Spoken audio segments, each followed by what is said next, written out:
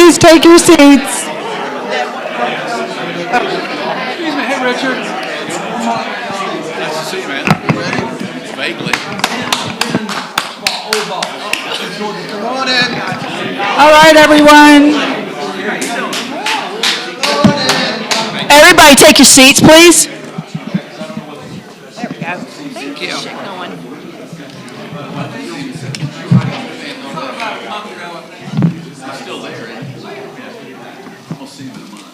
All right, everyone, we're going to get started at 10:30. Commission members, please make sure your microphone is on. The button needs to be pulled towards you. Thank you. All right, welcome everyone on a gorgeous day in Montreat. Let's just pause for a moment.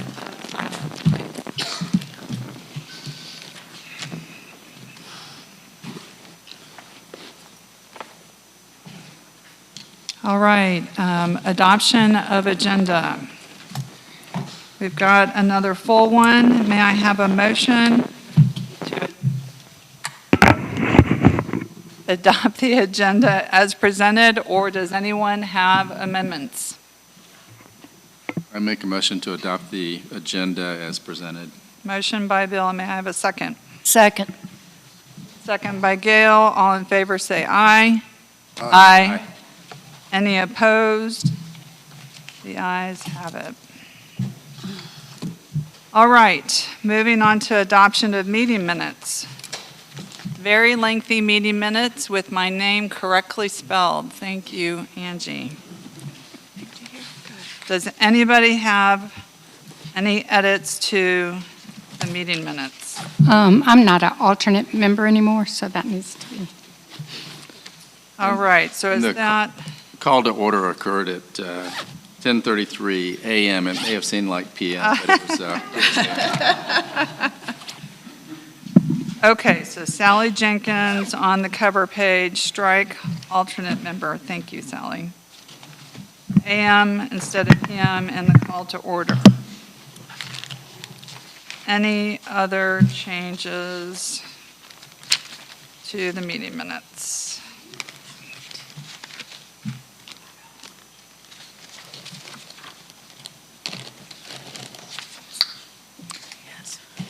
All right, if there aren't any other changes, then we have two amendments to the meeting minutes on page 1, as earlier described. May I have a motion to approve the meeting minutes as amended? Motion. Second.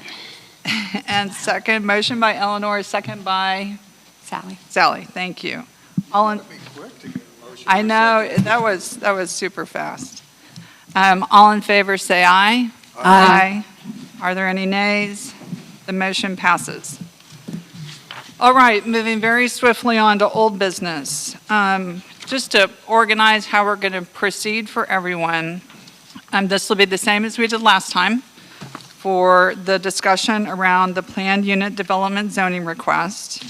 And we will start in the order of the packet. There is a section where Alexis is going to provide an update.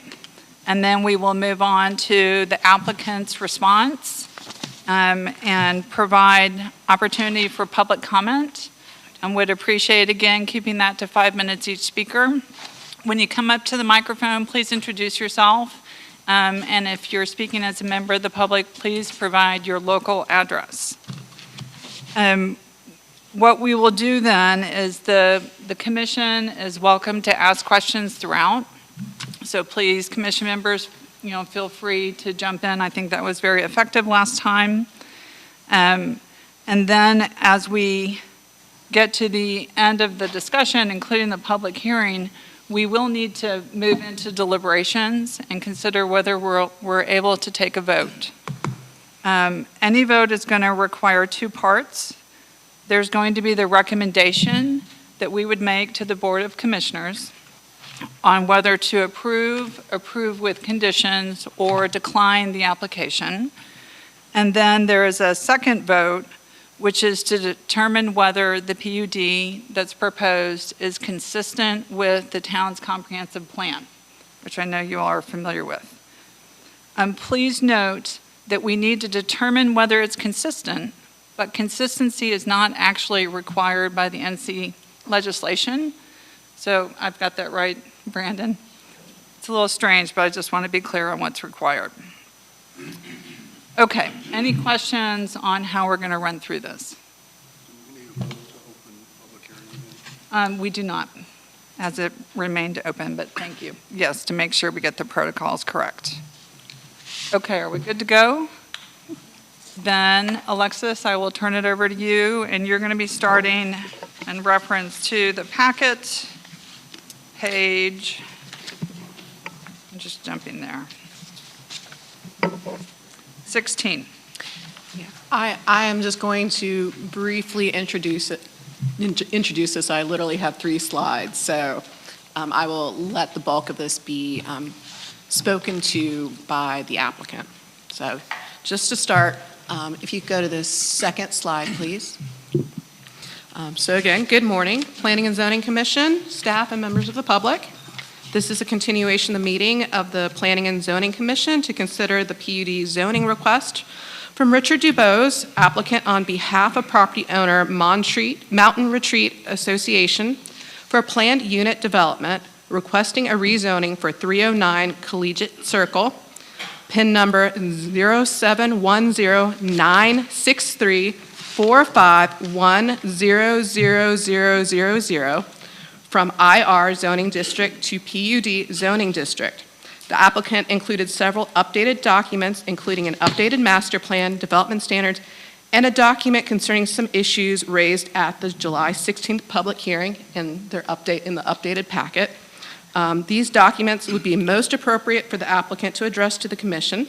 However, I will stand by for any questions of the Planning and Zoning Commission. So thank you very much, and that concludes my brief presentation to you. Thank you, Alexis. So next slide, and that's it. Okay. Any questions for Alexis? If not, we will move on to the MRA. Thank you. Good morning. Morning.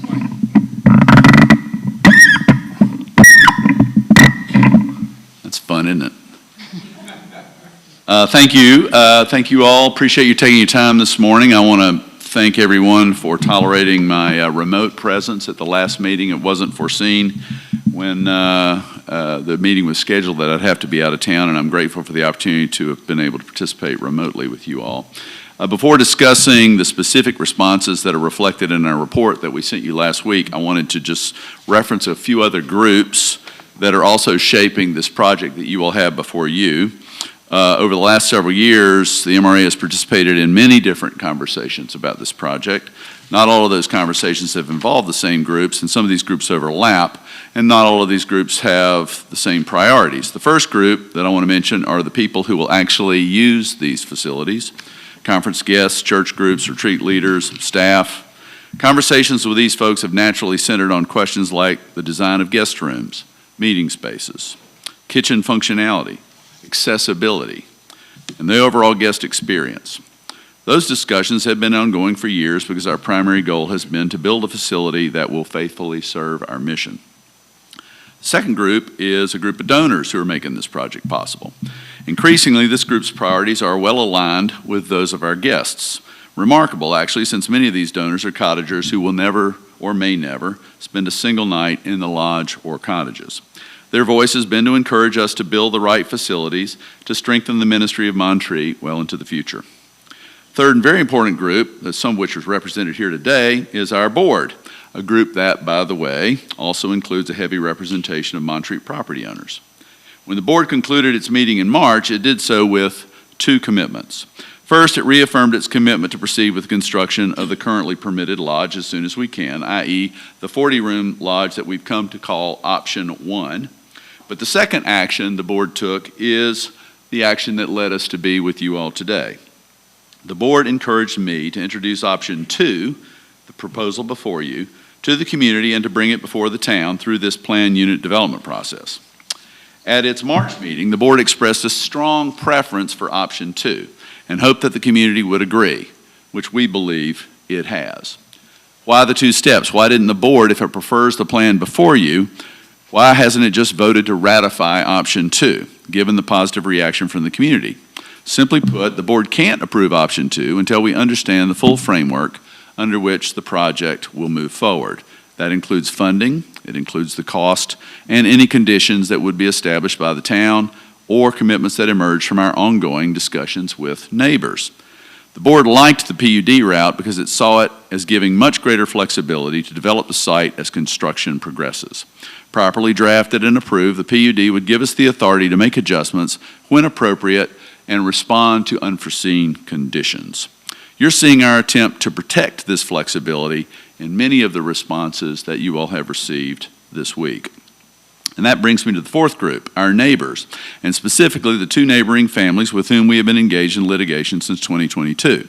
Our conversations with them have been both constructive and they continue, ongoing. In fact, we have a meeting this afternoon at 3.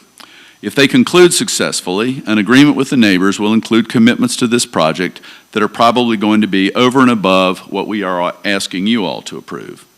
I may refer somewhat to where those commitments are trending in our neighbor meetings when we talk about these issues this morning, but I will try at the same time to be careful to hold to the confidential nature of those discussions.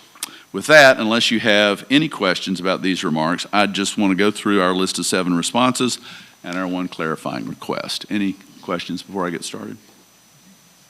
Okay. I don't want to actually go through them in order because I've probably on a fool's errand tried to sort of figure out which ones might make the most time and put those toward the bottom of the list. But we'll see how good a job I do. I'm told not to ask you all if you have any questions, so I'm not going to do that because I've been told that when you all have questions, you're going to interrupt me and let me know you have a question. So don't hesitate to raise your hand and tell me to stop talking. Let's start with design, which is number 5 on your list. I'll read it out to you.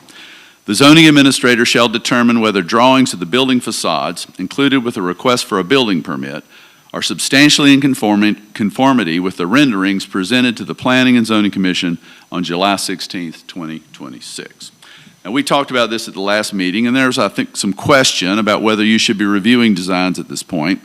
We have our own perspective on that, and we've not been encouraged to present design drawings as a part of this application. Still, however, we know that the community cares about design, and we feel this response appropriately reflects that concern.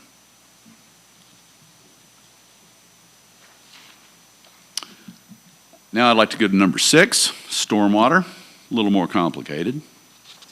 The MRA will submit a stormwater management plan when it applies for a building permit.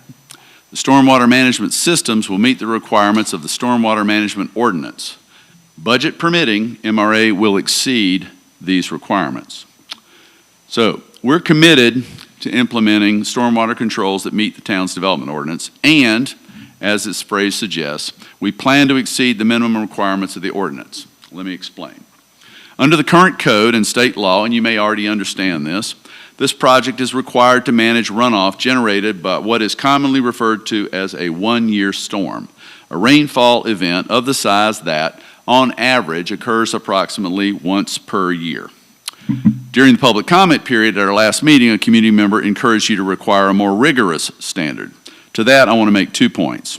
First, we don't believe it's appropriate that you require us to meet a standard that exceeds the town's adopted ordinance. We think it's bad precedent to demand that an applicant exceed legal requirements for stormwater as a condition of approval. Second, however, we are taking our neighbor's recommendation very seriously. Based on our engineering evaluations to date, we're encouraged that the project can be designed to accommodate the 2-year storm standard, and that is something I communicated to the neighbors in our meeting last week. Accordingly, we are prepared to make that 2-year standard enhanced level of stormwater management a commitment as part of our agreement with neighbors. It would reflect our desire to be a good neighbor, to reduce downstream impacts wherever practical, and to build infrastructure that is more resilient than the minimum standards require. But our goal here today is to pledge to meet the regulatory requirements according to your code. And we submit that the 1-year storm standard is sufficient to receive your approval of the PUD.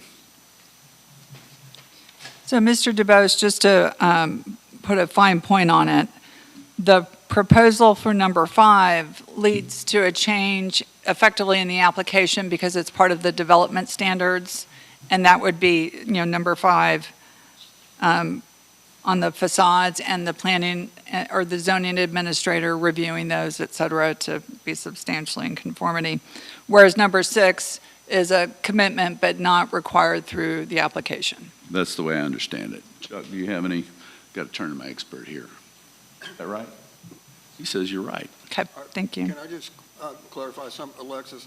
Is there any difference in stormwater management requirements for a private developer versus something like this? No, no, they're same standards. So everybody else still has to follow the same standards, and they're asking to do something in addition voluntarily, is that correct? The neighbors that we're in discussions with have asked us to consider additional, and verbally last week, we committed to that. Thank you. All right. My next one on my list is number 7, parking requirements. During the next PMZ meeting, MRA proposes stating the following, I guess that's this one today. MRA will provide a minimum of 21 parking spaces under the new lodge. MRA will endeavor to accommodate additional parking spaces under the new lodge. So as we've covered, we've asked as part of this development standards that parking requirements align with the parking space per 1,000 square foot requirement as is found in MZO 702.4. So Julie, this, like the design, or excuse me, like the stormwater, we are not at this point committing to additional parking spaces, but I'd like to speak to that. We are committed to providing parking that meets or exceeds the requirements that are established in the master plan. If we're to do this while saving trees and green space, while allowing for stormwater infrastructure, while allowing for pedestrian and vehicular ingress and egress and safety, and providing a beautiful site, the best place to find these additional spaces will be underground. At a minimum, we're confident the garage will accommodate the 21 parking spaces identified in the plan, ensuring that the development functions as intended while remaining sensitive to the surrounding neighborhood. Current design work indicates that the completed project may be able to exceed these numbers. While we're encouraged by this possibility, the design process is still underway, and we believe it is appropriate to commit only to the 21 spaces in the garage at this time. Should additional parking prove feasible without compromising our other objectives, including the things that I've listed already, then we will welcome the opportunity to add spaces below the garage. So for example, if we hit a rock and we decide that it's going to cost us a parking space, but in so doing, we don't have to maneuver or blast or do any of the things to remove the rock. We just cost ourselves a parking space. We still feel we'll be well above the 21 threshold that we've set here. We just can't commit to a specific number as we sit here today. So that is the parking response. The next one I'd like to go back to is to talk about construction vibration. Reading what you all have received, it is possible that large boulders may require removal. All measures for quieter and less dynamic removal will be taken to avoid blasting, which would in any case require its own special permit. Any such decision would be taken in consultation with the community so that all are fully informed. So while the possibility of encountering rock during excavation cannot be entirely ruled out, our architect and contractor believe the likelihood that blasting or explosives being required is very small. Based on their experience across numerous construction projects, only a very small percentage have required controlled blasting as a means of rock removal. Preliminary subsurface investigations on this site have not indicated the presence of extensive rock conditions that would suggest blasting will be necessary. And in addition to that, the project's location within a valley rather than on a ridge or mountainside is viewed by the project team, based on their experience with similar sites in western North Carolina, as less likely to present significant rock removal challenges. Should unexpected rock conditions be encountered, Bloom Construction is committed to working closely with neighboring property owners throughout the process. If blasting is determined to be necessary, it would be conducted only after appropriate engineering evaluation and permitting, using industry best practices designed to minimize impacts. The contractor will implement a vibration monitoring program that includes monitoring at the construction site, at the project perimeter, and if warranted, at adjacent neighboring properties. This monitoring will help verify that vibration levels remain within accepted standards and provide documentation to ensure the protection of surrounding structures. That's our response on construction vibration. Would you go through again what Bloom Construction will be doing with the potentially impacted neighbors? Sure. So let me read what I said Yeah. again, just to make sure and then maybe provide a little clarification. And Chuck, I made you to get into a little bit more detail with the chair's question. So Bloom, the first thing Bloom will do is assess the situation as it relates to the surrounding neighbors and what properties that Bloom believes in its own experience may be at risk to any potential vibration-related issues. They have told us that they're fully equipped to put vibration monitors on the perimeter of our property so that we can judge if any vibrations or tremors occur as a result of construction activity. They would trigger those monitors if it meets or exceeds whatever thresholds are required or would be cause for concern. They have also committed to meeting with particular neighbors and putting vibration monitoring equipment in on those sites where they mutually agree there is some significant potential for risk. Without major headline here, the neighbor to the east, the Hayner family, would certainly be one of those properties where we want to take every precaution based on the testimony of that family. That said, as you go farther and farther out from the project, there'll be a point past which Bloom will decide there's no risk. Now, if you still feel there's a risk, perhaps we can work out an arrangement where at your own expense we can install the monitoring and so forth. But there will be some buffer point beyond which it doesn't make a lot of sense for us to install that equipment, in the opinion of our experts, recognizing that if we don't install it and there is some risk, then the project will be at risk to cover those losses. Do you know if the Kimball's residence, the wall that was mentioned as part of that? Right. Yeah, I met with Sandy and Kim actually a few days before your first meeting, and we talked about this. We don't know the condition of the wall and or whether because I haven't gotten a determination from Bloom yet about whether, but Bloom would take. Bloom is the company. Mark is the person, our construction manager. He would take the same steps with that situation as he would with the home to the east. If Bloom deems it necessary to take precautions, not only will they install the vibration monitoring, but they will do a tour of the site and they will catalog the existing condition of the site so that we'll have something to compare it to as they move forward through the process. They've done this many times. He did not testify before you, but he did testify when we were before the Board of Adjustment 4.5 years ago.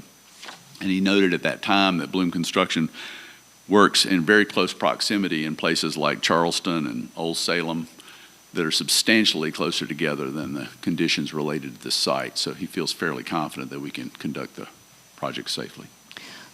What happens if the construction exceeds it's great to have a monitoring device. What happens if it does exceed the allowance? Construction shuts down Okay. until it's determined that they can do it another way that would not create Okay. the same conditions. All right. That's as I understand it. Chuck, is that the right answer? Chuck says it's right. Okay. Does the vibration level reflect, and I believe the answer to this is going to be yes, but I just want to reconfirm, the construction level is going to take into account the way the structures that are at risk have been constructed. It's not a generic home built in 2000. It's these older. Yeah, I think the purpose of the before inspection would be to mutually determine exactly how much precaution is necessary and what vibration would represent a threat. Is that fair? Yes. Speak to the mic if you, Yep. yeah, sure. To give a little bit of context, and I believe Bloom is speaking about vibration monitoring outside of blasting. Altura's experience is monitoring is specific to the level of vibration that happens with blasting. That's the only time that we've seen that happen.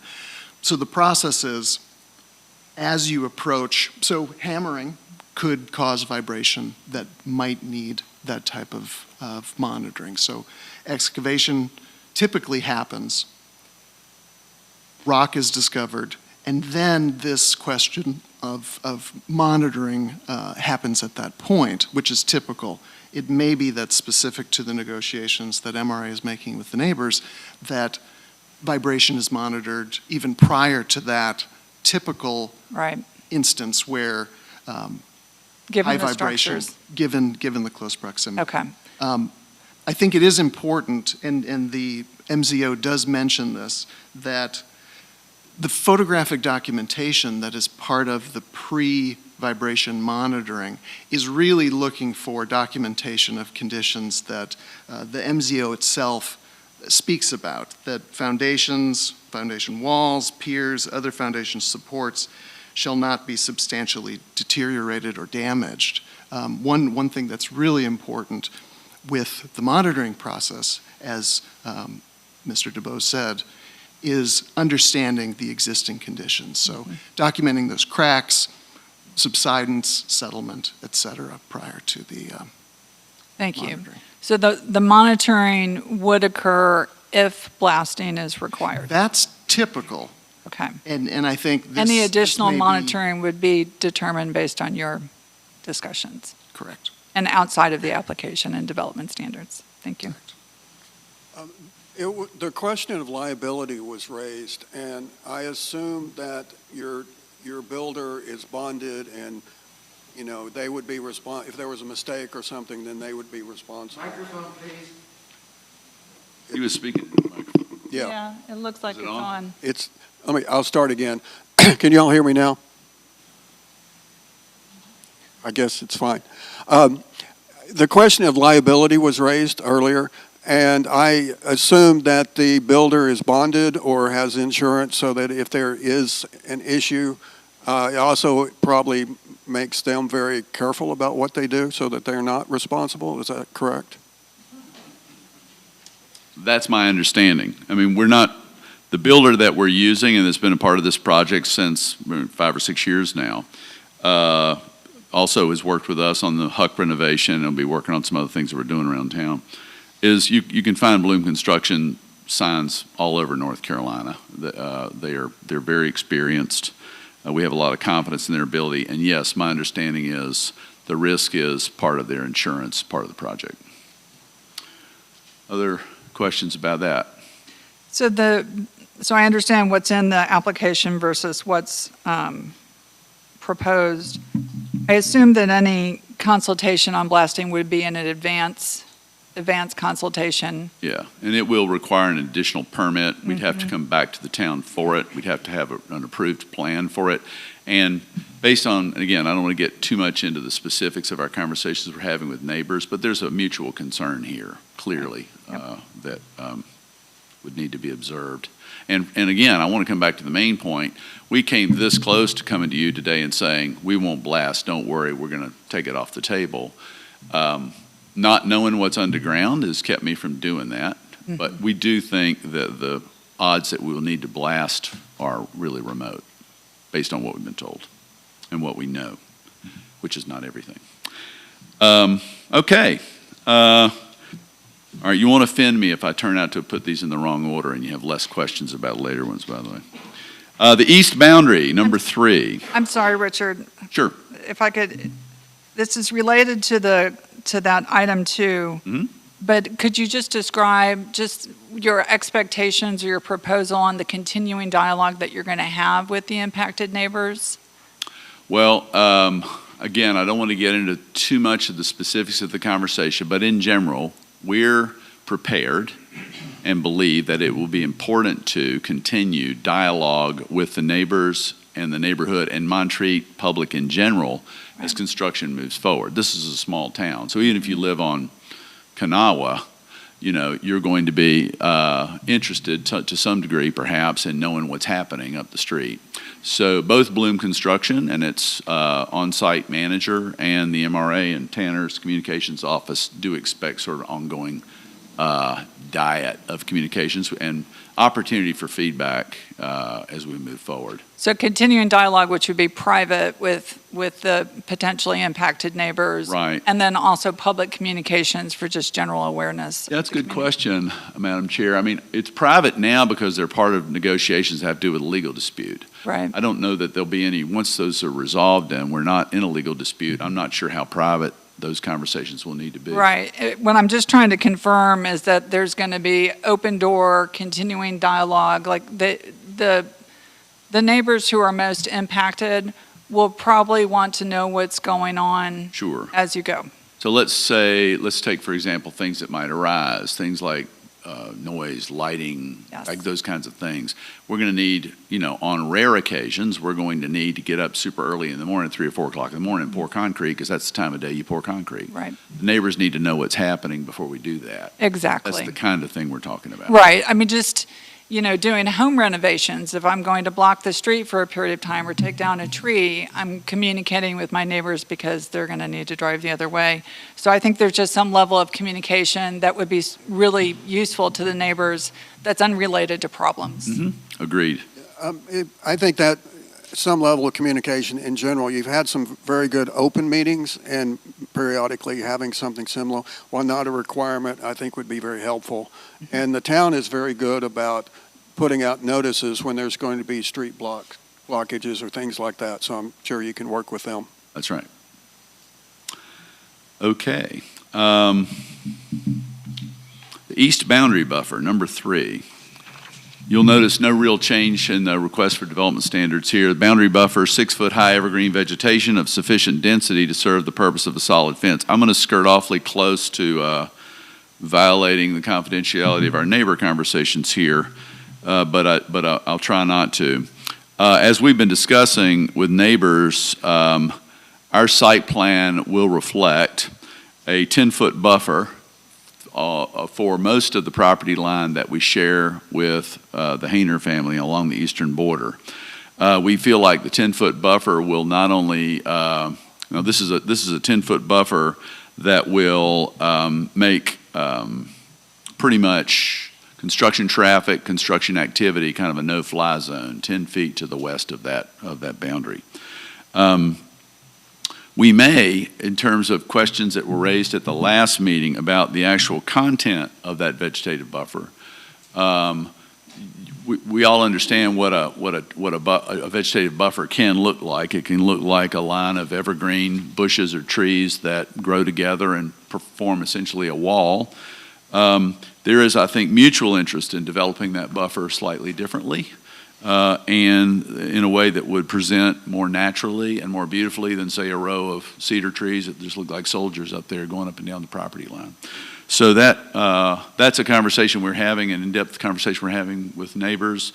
We haven't made any determination about what that buffer needs to look like, but I think there's a lot of mutual interest in how that's turning out. Any questions? Oops, sorry, I wasn't supposed to ask. I have actually, and it kind of goes back to the parking issue, but I think that ties into the next one, which is the tree protection plan, because everybody has problems with parking up here. So I'm sorry to go back to that, but 21 spaces, if I was coming up and renting a room from the lodge, are you telling people 1 car? Or are you just saying, bring as many cars, or are you advising them there is limited parking? Well, everybody. I know people come from different places, yes. Is aware of the parking challenges that we face here. If I'm going to speak broadly about what I think the site faces, I don't think the parking challenges are quite so significant as they are in many of our other properties, say up along Florida Terrace, for example, or in places that either are abut or integrated in residential neighborhoods. For one thing, we're walking distance across the street from a massive parking lot. So fall, winter, and spring, we've got pretty ample parking across the street. In the summertime, 6 of the 9 weeks we're here, most of the folks who are here with us don't drive, at least not while they're here. They're between the ages of 14 and 18 years old. Yes, we expect when we have our adult conferencing in the summertime, which is 2 or 3 weeks, depending on how that comes out. It's usually 2 weeks in the summer. We do expect to have some parking challenges. We already have those challenges, and we don't think that adding space is going to diminish those challenges. It will actually help offset them. A lot of the folks who will be parking and staying in this facility have been staying around Montreat and other places, so we're redistributing parking to some degree.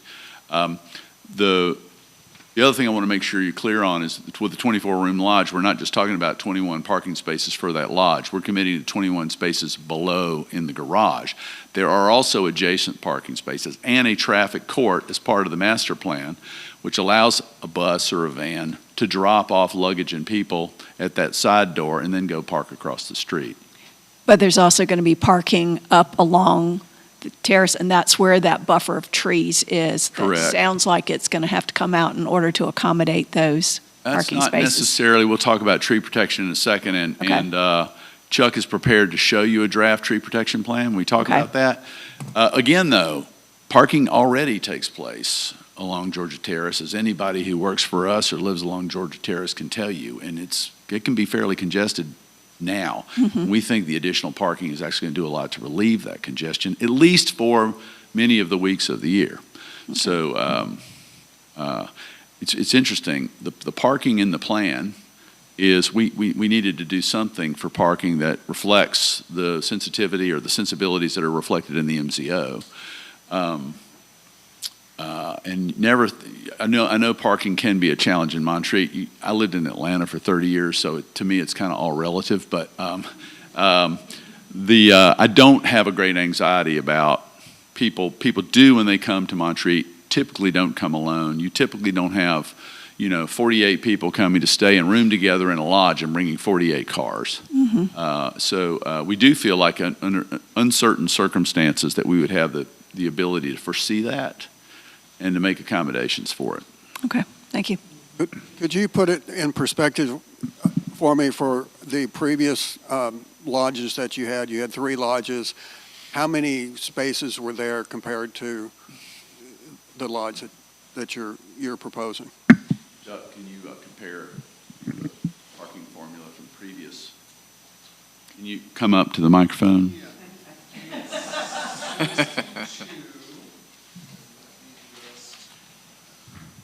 While We he's had a doing lot that, of parking in the central portion of the site. Well, you had 2 big lodges and the smaller one, and I was just curious how many guests those accommodated compared to what you're planning on building now? Because I assume it's There not hugely. were, I believe, between Galax, Lord Apartments, and Chestnut, there were how many bedrooms? Something like 17 bedrooms, I Okay. think. Can't remember. It's a good question. But while we're comparing numbers, one of the things I like to point out to people is, when people talk about the park challenges that we have today, we bring about 6,000 people to Montreat every summer, which is a roughly 40% decrease of what we were bringing here 20 to 25 years ago. So again, certainly there are times when we all sit an extra time, stoplight at Black Mountain. Certainly that parking is an issue, but the kinds of crowds we're dealing with in the summer today are a fraction of the crowds that we dealt with 25 and 30 years ago. So this is a function of rock removal, as Richard said. The 70-room configuration of the special use permit was your question? So that had, through the net calculation of the MZO, the existing parking, the reduction, the removal of 20 rooms by removing Galax, Lord, and Chestnut, removed 20 rooms, and then we added back 40 rooms. So there was a net increase. So the 42 spaces became 62 spaces. Typically, with all of the buildings being brand-new lodges, the MZO would have required exactly 71 spaces, but the special use permit was providing 62 spaces. Depending on how the site is built out, there could be as many as 62 spaces, just like the SUP. We may run into rock in the basement of the new large lodge, and depending on whether or not those cottages are built or when they're constructed, that could adjust when those parking spaces, based on the 1 space per 1,000 square feet of building, ultimately happens. So what we're looking at is approximately 62, just like the special use permit. You know, I appreciate the effort y'all are making to include spaces.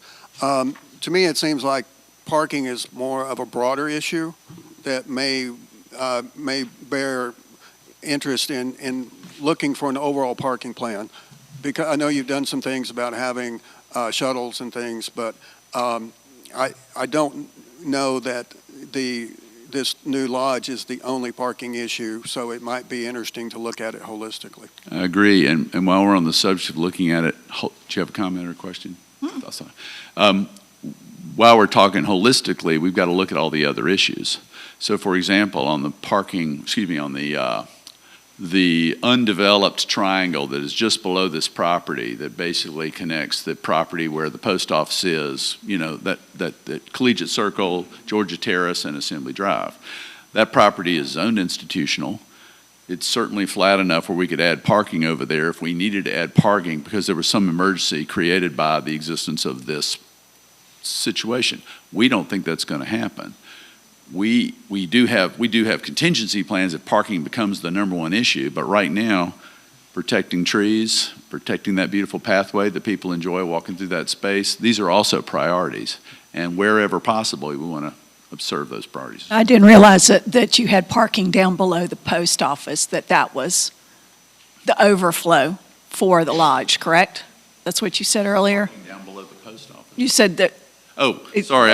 Earlier, I was just referring to the parking that exists in Anderson Auditorium, which is across the street. Oh, that parking. Anderson Okay, Park Lot. okay. And Sorry. I just want to note to your question earlier about communicating ahead of time, we currently, because of these parking issues, have a lot of communication with groups, depending on, for youth conferences specifically, to provide alternate parking solutions and try to direct them. So if you're in a big bus, we use parking generally from the college above the library. And so we communicate with them ahead of time about ways to drop off luggage and where to park and things like that to accommodate those issues. And so this would be no different. We would incorporate. There is those- communication when someone rents. Yeah, whatever it those says- specific things are to kind of where to park or what to do. Okay, thank you. As we talk about this, I'm reminded of a conference we did in 2017 or 18, Evolving Faith, 17. Yes, it was 1,700 very happy and patient adults who came here for a week and the parking was, well, we had people on Welch Field. We had, when you have really extreme circumstances, we do have alternatives. But we also learned a lot of lessons about what we really prefer not to host. So it's a great conference, and they were really patient with us, but it really stressed us. Other question? Oops, sorry, I did it again. All right, tree protection. Your handout says MRA will submit a tree protection plan when it applies for a building permit. All trees lying in public roadways, drainage ways, building foundation sites, private driveways, paths, and public walkways will be removed. This is in reference to MZO 904. And then it says here, MRA commits to a woodland site. I would like to speak to that a little bit. We do have a draft tree preservation plan that we want to show you that gives you a sense of where we are on that right now. But we're not asking that it be included in the development standards. So per the MZO, the MRA will make every effort. Go ahead. Yeah, go ahead. That'd be great. Thanks. MRA will make every effort to protect trees to the extent possible during its construction of new buildings on the site. We're going to consult with an arborist and make reasonable attempts to protect trees, recognizing that stormwater systems, the footprint of buildings, and the installation of parking and other services are requirements based on the MZO. Our interpretation of the MZO is that tree protection is subordinate to these requirements, but it's also important to point out for you all today that the development of the site is sufficiently complex that we can't guarantee the protection of any particular tree. Throughout the planning process, we have evaluated opportunities to preserve mature trees on and around the proposed site, And we recognize that these trees do contribute significantly to the character of Assembly Drive. They're an important part of Montreat's natural landscape. And our goal is to preserve trees wherever it is practical and responsible to do so. It is also important to just state for the record that despite the greatest care, our engineers, our arborists, our architects, our contractor cannot guarantee the survival of trees located immediately adjacent to a major building project. So the other requirements of the MZO, as I've said, also impact these efforts. Now, to the point about the woodland site, I want to draw your attention not just to the trees that will be saved, but to our commitments for the future. We do intend to develop the site as a woodland site. We want to create a healthy, attractive, and enduring woodland setting for future generations, and especially perhaps for our guests. We believe that the completed site will include trees that augment whatever is preserved. We'll complement those trees with native shrubs, understory plantings, and vegetative buffers. Overall, we're committed to being a careful steward of the landscape. Would you, Sorry, go ahead. yeah, so we've got the commission has got the handouts, and I have had my cataracts done, but I cannot read this key with the pale yellow, the green, the darker yellow. Could you just, for each circle? I haven't had my cataracts done, so I'll have Chuck come up and do that for you. Exactly. Like just stopping, start at the top of the legend. Yep. The first circle. Use the microphone. Oh, yeah, please use the microphone.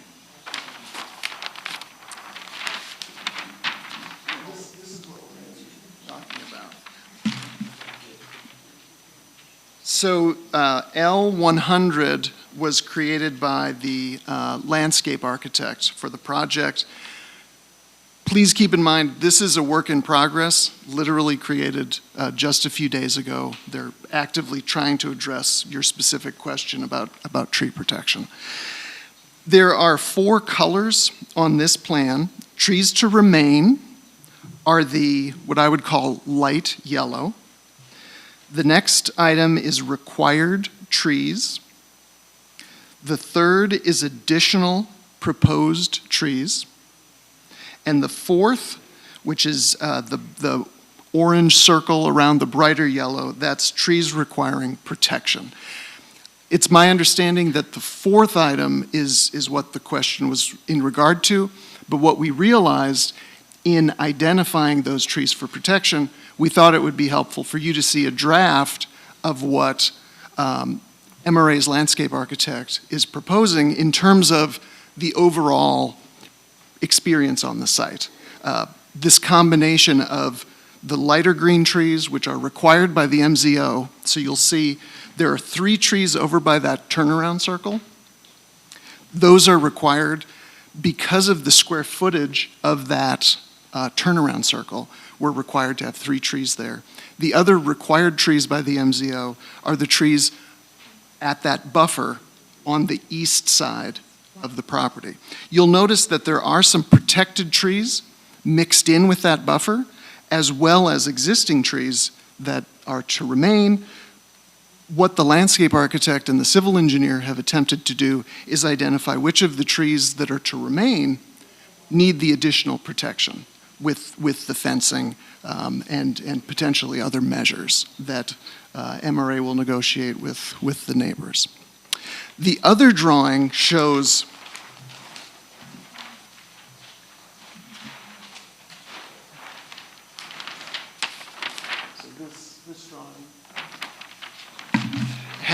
this drawing has a rainbow of information.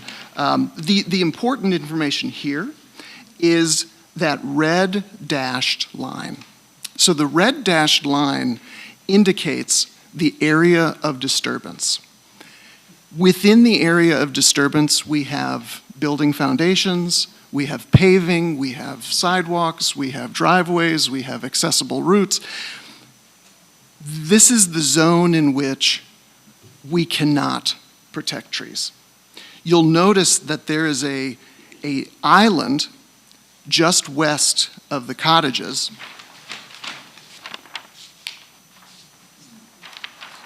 Along Georgia Terrace?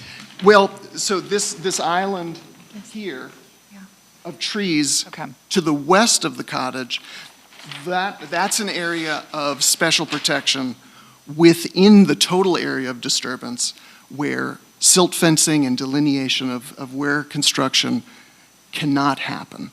So we need to manage erosion, we need to protect those trees, but it's important to note that tree roots within this area of disturbance cannot be guaranteed. An arborist will say that you really want to protect the roots under the drip line of a tree. Some of these trees neighboring the area of disturbance obviously have branches that extend into this area, and it's important to note that that arborist recommendation is a great recommendation, but from a civil engineering vantage point, and as far as the MZO is concerned, within this area where we're disturbing a lot of terrain because of excavation, grading, specifically, you can see the blue is all of our stormwater infrastructure. There's a lot of deep trenching for swales, for pipes. I mean, to meet the MZO, to meet the requirements, and this is to meet those requirements, there's a lot of disturbance in areas that will ultimately be green in order to facilitate the incorporation of the stormwater management system. So back to the landscaping drawing, that shows you a combination not only of the trees for protection, which are those yellowy orange trees, but additional trees that MRA is adding to the mix, speaking to this item that Richard brought up about the woodland site. So additional trees over and above what the Montreat ordinance requires. Do you think this is a fair assessment? So stormwater asks for very specific things and will require specific structures, trenches, whatever. The trees, you're asking for the flexibility because what you're committing to is the spirit of this plan. Correct. And realizing that some particular routes might not make it, so you would plan another one or that kind of thing. Is that a fair assessment? That is fair. And one thing that has evolved very recently is this idea, and it shows up on both of the documents. I just wanted to give the visual, this area here on the east side of the property line. By shrinking the size of the lodge by 10 feet, not only did we pull the lodge away from the east property line, but this delineation of a 10-foot no-go zone really is going to do a lot for maybe not tree protection. You'll notice there are some trees that are on MRA's property, and those are highlighted yellow. You know, we're going to make every effort to protect those trees, but you just don't know what's going to happen when roots are disturbed for a tree. We do feel that that 10-foot buffer is an excellent measure as far as protecting trees on the other side of that eastern property line. Since you're committing to try to double the stormwater management process, is that having an impact on the trees that you're able to protect? My understanding, and Chuck, correct me if I'm wrong, the question was whether they're trying to double the stormwater system to manage a 2-year storm. To what degree does that increase the impact on trees? It will, in a minor way, may impact it. The primary upgrade is in the cylinder, the storage on the front of the design in the front yard of the facility, which is underground. So to the extent that you increase the footprint of that facility by what, I don't know how, a few feet, you may end up increasing the threat to a nearby tree, but it is not. You're not cutting twice the number of trenches. It's not having that kind of an impact. It's the holding area. It's the holding area that would get bigger. Correct. Okay. So yes, there'd be an additional construction footprint underground. Whether that would affect a tree nearby, we don't have the specificity to know, but you're not doubling the threat to the trees by doubling the stormwater protection. And again, to put it in perspective, maybe Alexis can answer. If The stormwater management requirements are the same for personal residence versus something like this. So if somebody were to, if this lot was being used to build residential houses, they would still have the same requirements for a very similar type of stormwater management process? That's correct. So when you get to 10,000 square feet of disturbed area is when you have to start getting into more complicated engineered plans, but that is like for anyone, commercial and residential. Okay, thank you. And the use of asphalt versus a permeable surface, Right. Well, it Touch wouldn't on be, that? it's not asphalt versus permeable, it's asphalt versus gravel, right? which is considered an impermeable surface. We're looking at that along Georgia Terrace and along the right-of-way up there to see, and of course, again, it's an accommodation. It may or may not improve the protections for the trees around that area, depending on Right. whether it's really impermeable or not. Right. It is also important that the stormwater system work effectively, and asphalt clearly provides that. Whether we can have a gravel substitute that will do the same thing is the question. The honeycomb type of layers, is that something that I assume it's considered impermeable as well, but I don't know the difference between it and gravel. as It's far as- permeable, but So our engineers, looking at the various surfaces, we do have a contained area, that turnaround court, which will have the paver system. That's really been proven from a landscaping and civil engineering vantage point to be the best system. There are some really new, very exciting permeable, kind of a cast resin, almost like a hard sponge surface. The edge banding is a concern. Sometimes you'll need a concrete edge. We're concerned, as this is a rather steep site, moving through the site with that type of system is not advisable. So the question is, really, how do you lock in that permeable paver system, which is what our engineers are recommending, and their solution is the best location for that, where it truly is locked in on all sides, because just the movement of wheels can move these pavers and create a dangerous situation. As soon as you have cracks between pavers that are greater than a half inch, it's a high heel catching. Not that we're going to have a lot of high heels, but that never half-inch know. gap is a big deal from a life safety vantage point. So our position there is with the direct drive to the garage, with the sidewalks, those are really best suited for more conventional surfaces, because we've got not only the question of permeability and management of stormwater, but durability and usability. There will be members of the public walking through the site, and we'd rather have a durable concrete, there will be some stairs, there will be ramping, a durable solution that isn't, tried and true. Altura is particularly excited about these new pervious paving options, but it doesn't seem like a right fit for this particular time. But the use of gravel may disturb the tree roots less than, So that was brought to MRA as I think it was brought up in the last meeting, in the community public comment. Yep. As Richard mentioned, so the feedback that we've gotten from our civil engineers, and they're currently looking into this, what we're weighing is, gravel appears to be a permeable surface, but the way that the road bond mixed in with the gravel actually locks together, this is why you see puddles in a gravel lot. It truly is. So many municipalities, I'm not sure about Montreat, but many municipalities consider gravel to be non-pervious, impermeable. It's impermeable, correct.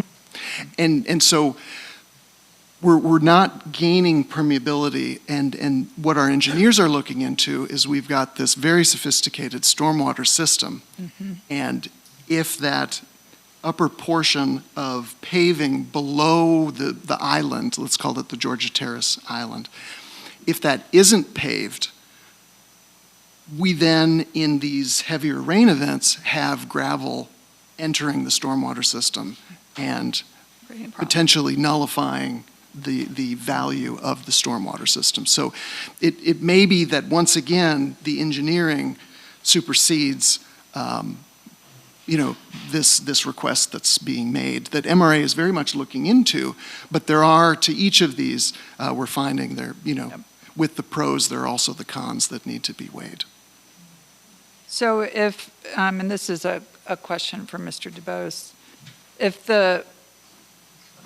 whatever the construction is of the roadway past what we are now calling the Georgia Terrace Island, like, let's just assume it does disturb enough soil that the tree roots are damaged and those trees have to be removed, you will be replanting. Like, I totally understand a young tree is not the same as an old tree, but you would be replanting in order to create to recreate that over time? Sure. Again, we have an interest in a beautiful site, every bit as much as everybody else does. So the easiest answer to your question is yes. Thank you. Started to say more because that's my nature, but that's. Well, and I have a technical question. I just wanted to understand on the first bullet under number 4, all trees lying in public roadway and public roadways, et cetera, will be removed. You're talking about public, how can there be trees lying in public roadways? I just don't understand that phrase. I assume that refers to rights of way, but I'll. Okay, it's not really public roadways. It would be, This area. It's this area. That's the language directly from the ordinance. Okay. And it does apply to this project because there is a sliver with the parallel parking that we're creating south of the Georgia Terrace Island that will be considered a public roadway. That is parking that is available off of Georgia Terrace. So that purple line is the property line, and you'll see that this area that we were talking about, is it gravel or is it paved? We would argue that you could consider that within that discussion. There are trees that will be removed not only because of that roadway and parking, but also the sidewalk that's required for accessible access. So any necessary, you all will need to obtain any necessary permitting to remove trees that I would have thought in a public roadway belongs to Montreat. That's what I was trying to figure out, Alexis, is when it says that, what does that mean? I believe when it says roadway, it means the actual pavement Right. versus not the right of way. Okay.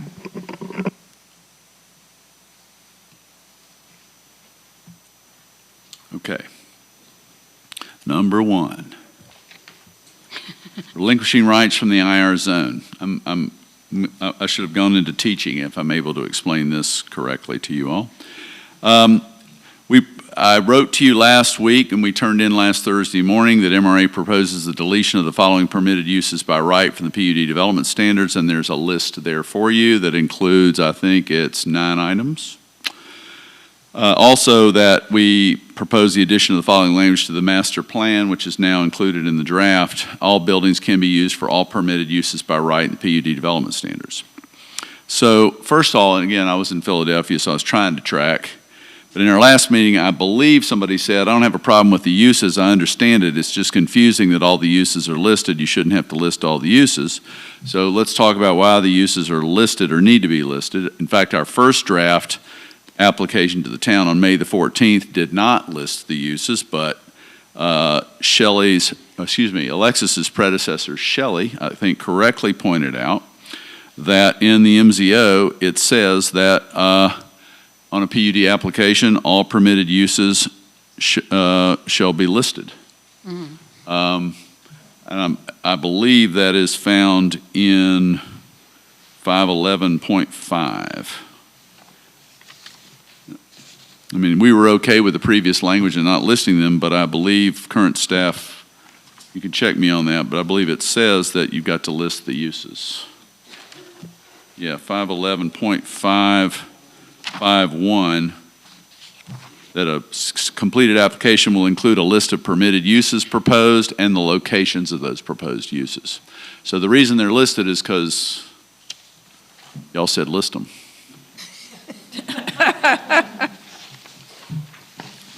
I'll pause it. If we've got that wrong,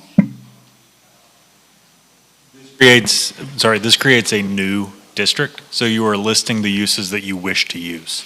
There's not an underlying district for a planned use district. This is my understanding of how it works. I'm happy to continue that conversation, but my understanding is that you don't intend to put in a swimming pool, so it does not need to be listed just because it was in the pre-existing no, IR district. understand that. No, but it was, to your point, it was our intent to retain all uses from the IR district in this new district. And that's why we listed them all.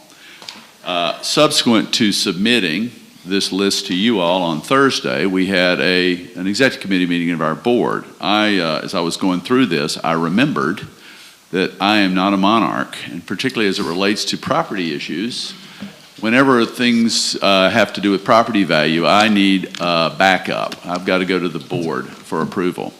I do a lot of routine property stuff almost on a weekly basis in my work. I sign waivers and do things like that. But when something has a potential impact on the property value in Montreat, the board passed a policy years ago really to protect me from any accusations that of insider dealing or just my own personal whims might be served by some of these decisions.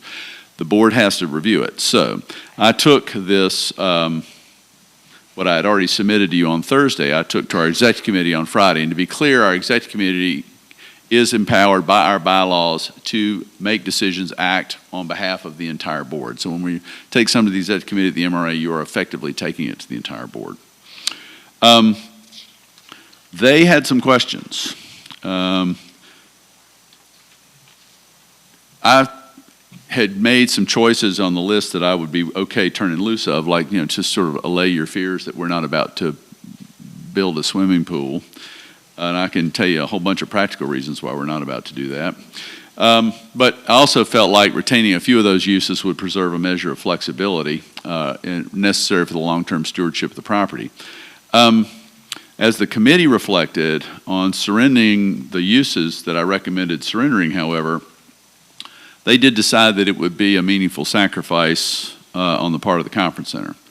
The MRA could potentially be giving up future opportunities, could be reducing the potential value and flexibility of the property and limiting options that future generations of our leadership might otherwise have available to them. So they did point out, and I think you all pointed this out in the meeting that you all had on the 16th, that the PUD is already limiting future uses by confining those uses to the footprints that are in place on the master plan. So there is already some limitation coming with the PUD. But finally, and I think most importantly for the committee, and there are 2 or 3 members of the committee here today, they can correct me if I'm wrong about this, but they questioned why we would remove these potential uses kind of on a matter of principle. And they asked me to ask the commission if it's really, truly necessary to do so. And just sticking with the swimming pool example, because again, it's the most extreme in some senses, and another, the most unlikely. I can tell you to the penny how much money we lose on the pool that we have, so trust me, we're not about to build one. But it is a common, it is a right common to just about all property owners in Montreat. And the committee just essentially said, as a matter of principle, why do they want to restrict our right to do so? So I put that back to you all for discussion. So I'm sorry, I thought you had resubmitted an application that includes the deletion, It did. and are you now saying that you're withdrawing the deletion? I'm saying, unless you all heartily object, I'd like to withdraw the deletions. What does that do from the perspective of us making a recommendation? Would that become, if we were to agree to that, that would be a condition to approval? Like, how technically would we get there, Brandon, without having to resubmit the app? I don't I don't think it would be technically complicated.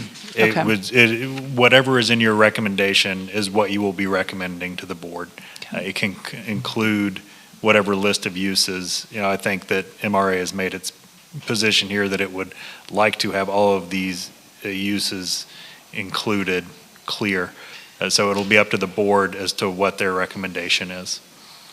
Just to be clear, so if we reinstate all these uses, but later you wanted to add a museum or convert something to a museum, it would require another permit? It would not. As I understand it, what would happen is we would have to do it within the existing footprints that are represented on the master plan. So yes, we could add a museum, but we'd have to put it where Reynolds is, or we'd have to put it where the new lodge is, or we'd have to put it where one of the cottages is to make that work. Now, again, the highest and best use of this property has been for decades the housing of our guests and visitors at the conference center. These are to some degree theoretical, and as I made very, very clear, I hope to make very, very clear, I mean, some of the committee's reaction to this was based more on principle than on actual reality of how we're planning to use the site. But that's why I had to take it to them when I realized, well, if there's a property value issue at work here, and we're removing potential for future uses from the new zone, as Brandon likes to point out, this is a completely new zone, then that is going to potentially affect the future property value of the property. My concern about this all along has been just clarity. After a lot of conversation last time, I think we all understand that you can't just willy-nilly go and build a swimming pool. It's got to come back. I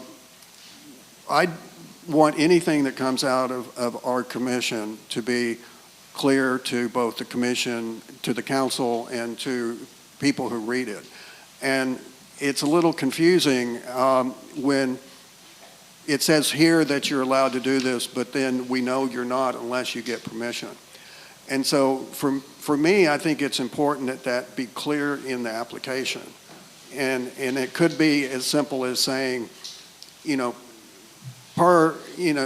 these things are allowed per additional request to the P&Z or something like that, just so it's clear when it goes to the commission, they don't have to have this huge conversation again about what you're allowed to do and what you're not allowed to do without coming back to the P&Z. Wouldn't that be included in our language that we provide to the town council? Oh. Mr. Hamilton, may I make just a clarifying point? Yeah. If you look at the second bullet under section 1, it reads, MRA proposes the addition of the following language to the PUD master plan. All buildings can be used for all permitted uses by right in the PUD development standards.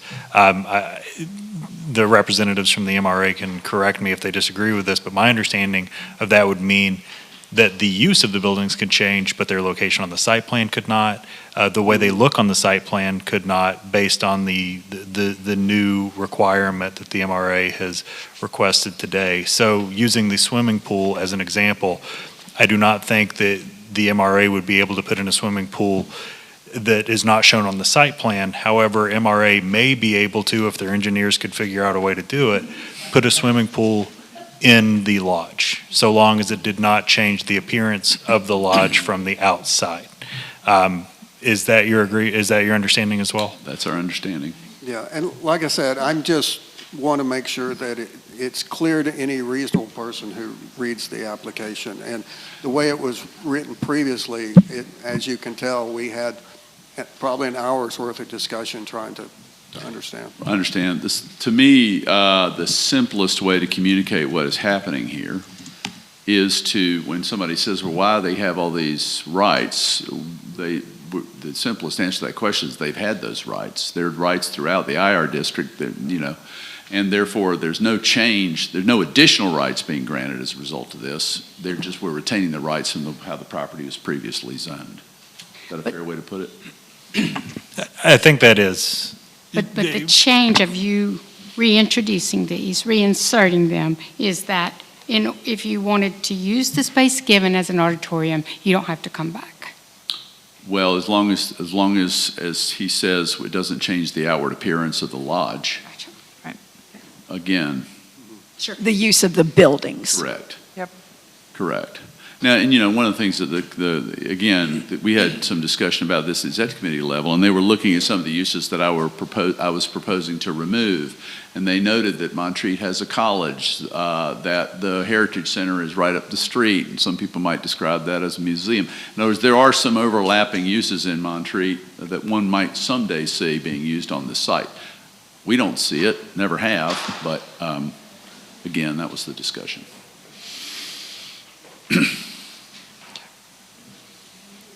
Okay, any other questions about that? Oops, sorry, Julie, I keep doing that. Just to be clear, what language, okay, Brandon, So so the- any language, this language as is will reflect what we, So effectively, our response to number 7, or to, number 1, would be as it was prior, that you would list all of the uses that were available in the IR district as uses in the PUD. So on packet page 23, the deletions would be refused. Correct. So we had not, so to be clear, there were things I didn't take off the list. I did not take off the list single-family dwelling, two-family dwelling, multi-unit dwelling, accessory buildings or uses, or educational facility. Those we wanted to retain. On Thursday last week, I wanted to retain those anyway. Yeah. But in addition to that, I'm suggesting you add back in contradiction to what I sent you last Thursday, family care homes, home occupation, studio, swimming pools, private, auditorium, and municipal government facilities. And add in the sentence, all buildings can be used for all permitted uses by Correct. right and the PUD development standards. Correct. Okay. We just Thank don't you. want there to be any question in traffic. Yep. Conversation, internal traffic conversation on the building's usage. Okay. All right, the last thing that I wanted to speak to is the clarification that we are requesting, which may not have come up, I think, in your meeting last time. This might be new meat for you all to chew on. We propose the addition of the following language: minor changes in the location, siting, or character of the buildings and structures may be authorized by the zoning administrator if required engineering or other circumstances not foreseen at the time of the final development program was approved. Provided, however, that no change authorized by the zoning administrator under this section may increase the size of any building or structure by more than 10%, nor change the location of any building or structure by more than 10 feet in any direction, nor make any changes beyond the minimum or maximum requirements set forth in the PUD development standards or applicable standards of the MZO. Now, the proposed language that we have here regarding minor administrative modifications is not an unprecedented development standard for Montreat. We based this request for clarification in part on a similar authority that is granted to the zoning administrator for SUPs within the MZO, and that's found on 310.644.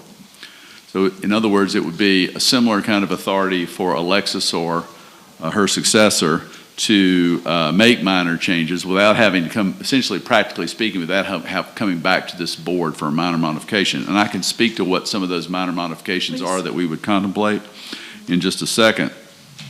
I also want to point out, though, the MZO does already give the zoning administrator some powers of interpretation, 511.8. The town administrator or the town administrator's designee is authorized to interpret the development standards and/or plan. So there is a little bit of flex already. It's just not quite, it doesn't go quite as far as what we're asking for here. I would point out that similar provisions to the one that we're proposing are widely used across the state because they do strike an appropriate balance between regulatory certainty and the practical implementation of a very complicated proposal. And you can find comparable provisions like this in the zoning ordinances of several of our neighboring jurisdictions, including Black Mountain, Nashville, and Buncombe County. I think the reasons for them are pretty self-evident why we would want this. I asked Chuck for some ideas about, that related to our current discussions about how we might want to apply this. One such example would be is if we wanted to add an elevator to one of the cottages, for example, to make them more accessible, and needed to add an elevator shaft that was not part of the footprint. If we chose to do that, that might require a modification to the roof or the roof line. It might require a modification to the square footage increase and so forth. So to make that modification, which would, carve off an additional piece of footprint on the cottage, could be done by the zoning administrator without having to come back to this board for additional approval of, or a change to, or an amendment to the plan unit development. So with that, I'll pause. I suspect you all have some questions. I'm curious, I understand what you're trying to accomplish, but the fact that you could move your structure by 10 feet, given that there's been a lot of emphasis on the 10-foot buffer that you gained, how does that fit? Can you speak to the buffer issue? So on the PUD master plan, there's a very clear dimension that indicates, if you're talking about the location of the lodge relative to the east property line, Altura feels that that dimension, together with the required setbacks, fall into the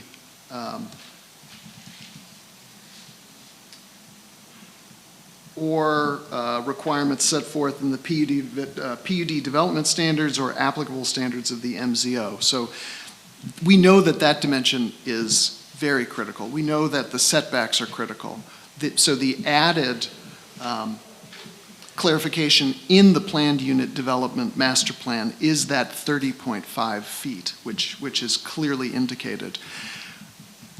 With this idea of minor modifications, the idea would be anything outside of that. Within the setbacks. So could that be included in your statement? So by more than 10 feet to exclude existing setback or something like that? Probably. It's also important to point out, you're granting the zoning administrator the authority to do this. Doesn't mean she has to do it. And they can look at the development standards and interpret that setback as an ironclad, commitment made as part of the development standards and deny it without too much argument from us. I think it would be better if it was set in stone, that particular one. We have no objection to that amendment. What is the amendment? To some way to exclude existing setbacks. Essentially, No, proposed setbacks. Yeah. essentially what I hear you all saying in theory, or in general, is that you would want the setbacks of the exterior, or excuse me, you would want any of that additional square footage to be taken up in the interior of the site, not with the surrounding development. Well, you're saying, I don't know how to say that smoothly, but I think I understand what you're saying. so what you're saying is that's in this language, so maybe just parentheses that Yes, clarify that we language. tried to bake that in with, nor make any changes beyond the minimum or maximum requirements set forth in the PUD development standards, which spells out very clearly the setbacks. But to your point, that 30.5 dimension only shows up on the planned buffer. unit development master plan. And I think again, calling that out. it's clarity. Yes. If it goes to the council, I'm trying to anticipate what questions they might have. And, it's very clear that y'all have adjusted so that there's an additional 10-foot difference between the building and the hangars. Just glancing at this, it looks like if it gets worse comes to worse, you could take that back. And I don't think that's what you intend, so. So if we were to frame it as, this language does not permit any reduction to the, what is it? Can you tell me, like the 30.5? Do you have an idea of how to phrase that so I can write that down? Madam Chair, I believe, so first, I think this would be a clarification because that is Got it. that is how that works as I understand it. Okay.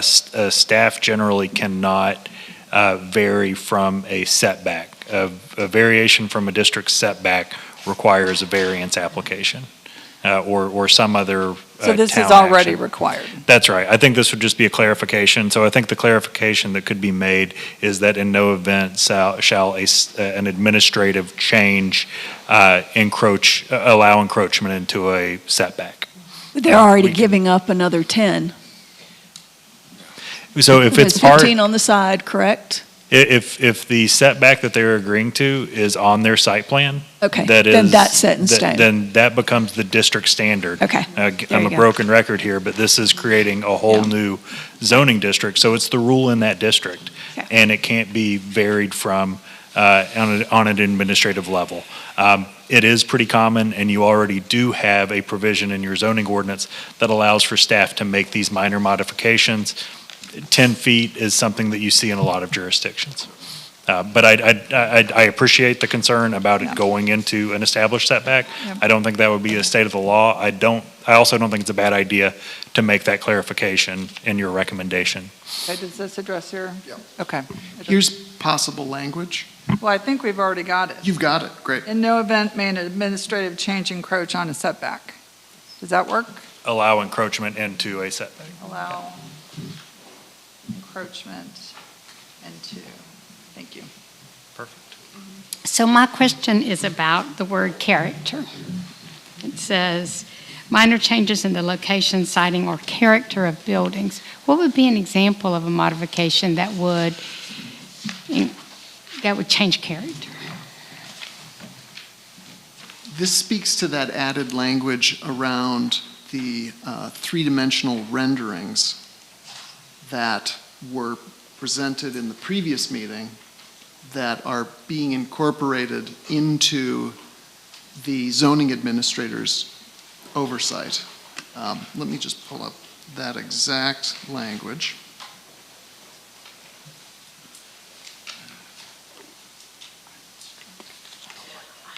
The zoning administrator shall determine whether drawings of the building facades included with a request for a building permit are substantially in conformity with the renderings presented to the Planning and Zoning Commission on July 16th, 2026. So the MZO does not have guidelines on character or design and what MRA is proposing, and that was the exact language that Richard mentioned when he was going through. That language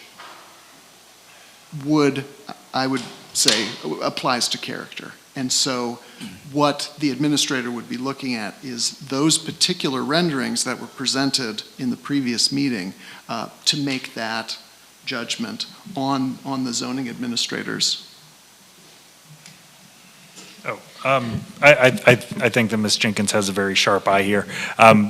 I think that the first bullet point where you talk about the zoning administrator being the person who makes the determination as their substantial compliance with the building, I think that staff would be comfortable with that. I do not think that staff would be comfortable with altering the character of a building or making that determination. The reason being, staff is only allowed to make decisions that are easily identifiable. I don't think that the change of a character in a building is something that can be made at a staff. I also don't think it's your intention to change the character of any buildings. So I would respectfully encourage staff to, encourage the board to consider striking character from that recommendation. Yeah, I was just sitting over there thinking, practical, getting back to the example of the elevator shaft, obviously if we presented a design that looked more like a rocket ship silo or something, obviously it'd be obviously not in character with the rest of the architectural structure. So, common sense is going to prevail on the ground with these kinds of decisions, but I think that makes a lot of sense to delete those words.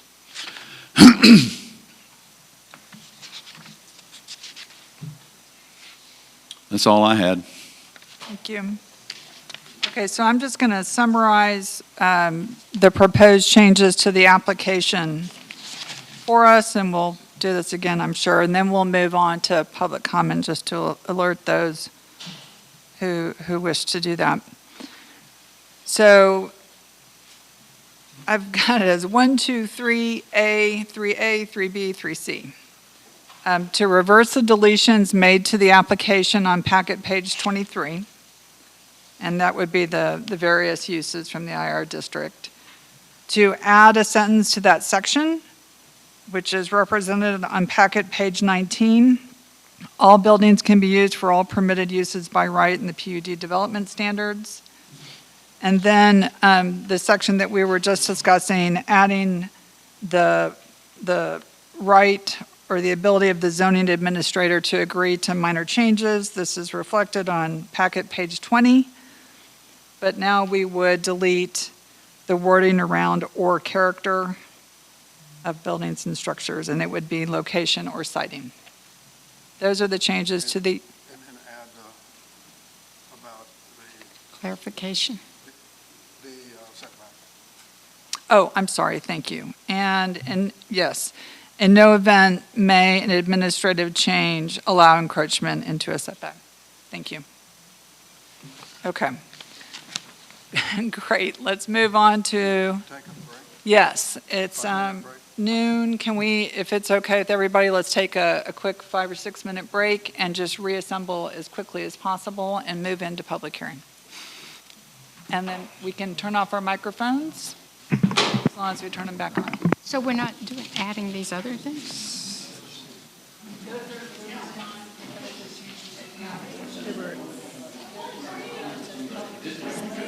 Thank you.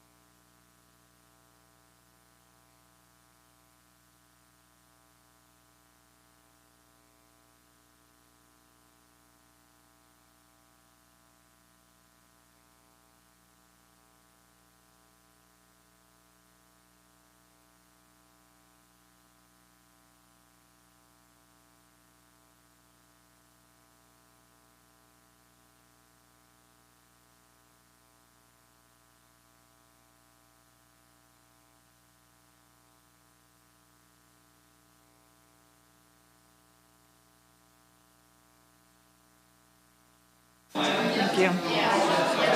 Okay, everybody, we're going to get started. Please take your seats.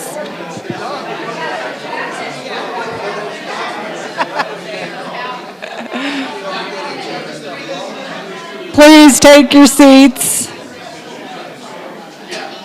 Thank you. I learned from last time I brought some nuts. Yes. Saw me eating. Yes. Yep. Please go ahead and take your seats so we can restart.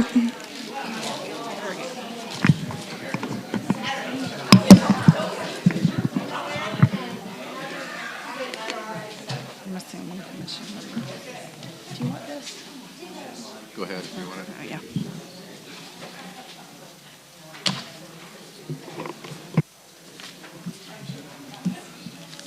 All right.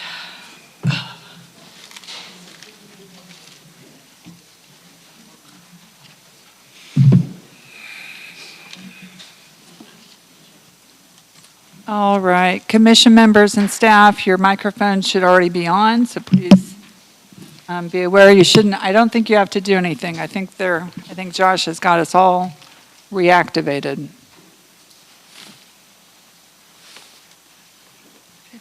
Okay, thank you, everyone. Let's move on to public comment. Please go ahead. Hi, I'm Powell Jones, and I'm an owner at 314 North Carolina Terrace. I'm here as part of the leadership team of the Montreat Stewards, and so that you know, the Montreat Stewards is not just the neighbors, it's more than a third of homeowners in Montreat that are involved in Montreat Stewards. As I believe you know, we've been having weekly detailed discussions with the MRA about their PUD proposal. These conversations have been positive and they continue. In fact, Richard mentioned earlier about our having a call this afternoon. A personal thank you, Richard, for that engagement we've had. We want to thank the planning and zoning members for the careful attention you're giving to the PUD application of the MRA. As many have noted, deciding on this application is critical for Montreat. It is, of course, the first PUD that has been proposed for Montreat, and this process could set a precedent for other projects in the future. But secondly, the proposal from the MRA is a very significant development in Montreat. In discussing the details of the MRA's plans, and there are many important details to discuss and understand, we should not lose sight of the big picture, which is that MRA is planning a very, very large building on Assembly Drive, together with two smaller but still large cottages on Georgia Terrace. Together, these will undoubtedly impact Montreat's look and feel into the future. We are sober in understanding that getting to the conclusion of this construction is likely to cause major hassle and disruption for all residents in Montreat. It's the nature of a massive construction project. Regardless of the best practices employed and the communication channels that the builder intends to establish with neighbors, we do worry about the disruption and noise, especially for residents living close by. Montreat and Montreaters should be forewarned and prepared, even in the best case scenario, that this is going to be rough. Losing the 3 historic buildings on this site, which the MRA took down last year, was painful. Watching as over 50 trees are cut down will also be hard for many Montreaters to countenance. I'm saying this is not to express opposition to the project, but to be sober and realistic. The details matter so that the negative ramifications of the plan can be reduced as much as possible. We do not yet give our support to this project because a number of important details are still open and require further information and attention. And there are a couple of key things that were requested today that are a bit of a surprise. One example of something that I think that you need to be particularly aware of is the most knowledgeable member of the town staff, when walking the site with me a few weeks ago, said the only way to know where the right-of-way is in this part of Montreat or green space is to survey it. And there's no obvious markings on the site if you were to walk it today to know where's the right-of-way. Please do not approve a site plan if it includes right-of-way use or green space as part of that plan. With that as an introduction, allow me to turn over to two other members of the Stewards leadership team for specific comments pertaining to trees, stormwater protections, and other matters. Nancy Fox will speak next. Pal, could I ask before you You bet. conclude? So rights of way, I understand what rights of way mean, but what do you mean by green space? There is some green space adjacent to the property. I know that there's some along Georgia Terrace, the island that's spoken of. Right. And I'm not sure about in the bottom portion of the property. But part of my point is none of us, nobody in this room could walk that site right now and say, here's the MRA property line and here's the right-of-way. And part of my question to you, because I don't know the answer, the site plan that is being attempted to be approved today, does that site plan include any right-of-way or any green space? That's a question. I don't know the answer to that.